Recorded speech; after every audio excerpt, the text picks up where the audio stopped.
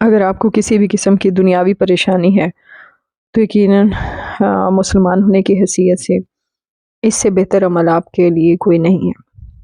صحیح حدیث میں ہے کہ سیدنا انس بن مالک رضی اللہ تعالیٰ عنہ روایت کرتے ہیں کہ حضور اکرم صلی اللہ علیہ وسلم نے سیدہ فاطمہ رضی اللہ تعالیٰ عنہ کو فرمایا کہ صبح شام ان کلمات کو پڑھ لیا کرو: یا حی یا قیوم برحمتک استغیث اصلح لی۔ اے ہمیشہ زندہ ذات، اے ہر چیز کو قائم رکھنے والی ذات، میں تجھ سے تیری ہی رحمت کے واسطہ دے کر مدد طلب کرتی ہوں یا کرتا ہوں، میرے سارے معاملات سنوار دے۔ اور مجھے بہت سی احادیث کی کتابوں میں اس کا حوالہ موجود ہے۔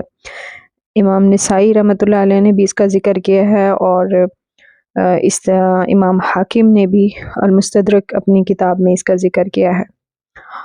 تو جو 3 دعائیں میں بتانا چاہ رہی ہوں، آپ کوشش کریں ان اذکار کو صبح شام ایک ایک تسبیح پڑھ لیا کریں، خاص طور پہ جب کوئی ایسی پریشانی ہو جس سے آپ کو نکلنے کا کوئی راستہ نظر نہ آتا ہو،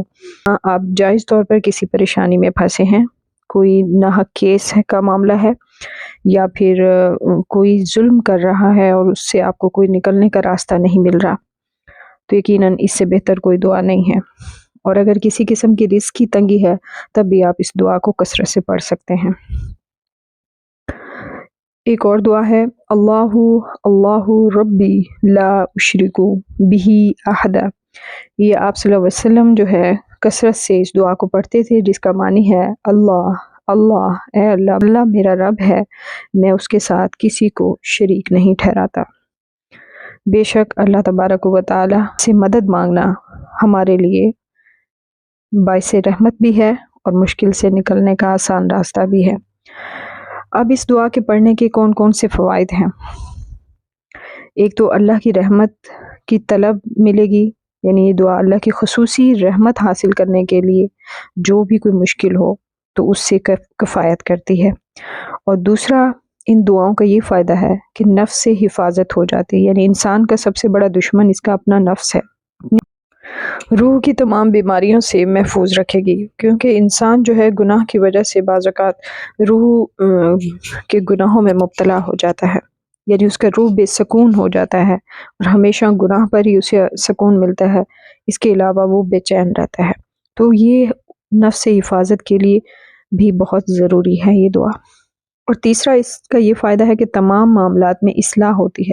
یعنی اگر آپ کی زندگی کسی ایسی مشکل کی طرف ہے کہ آپ کو کوئی اس مسئلے کا حل نظر نہیں آ رہا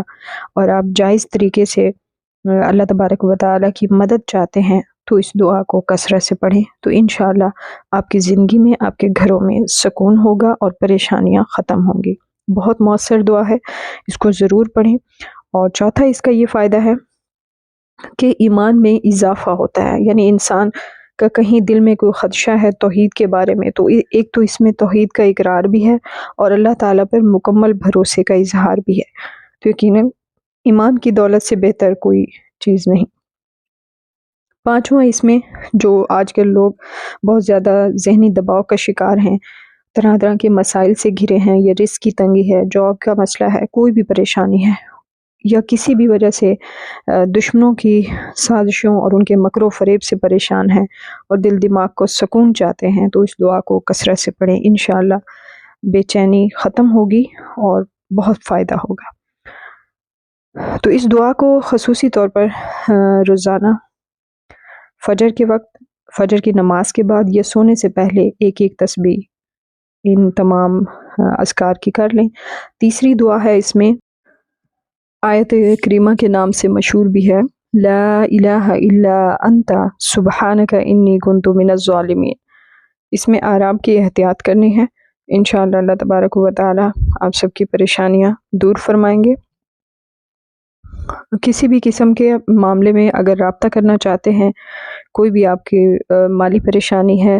یا کسی بھی قسم کے حسد کا شکار ہیں یا گھریلو ناچاکیوں کے معاملات ہیں، تو اس سلسلے میں آپ رابطہ کر سکتے ہیں ہمارے واٹس ایپ نمبر پر جو کہ پروفائل میں موجود ہے۔ اللہ تعالیٰ آپ سب کے لیے آسانیاں کریں، آمین یا رب العالمین۔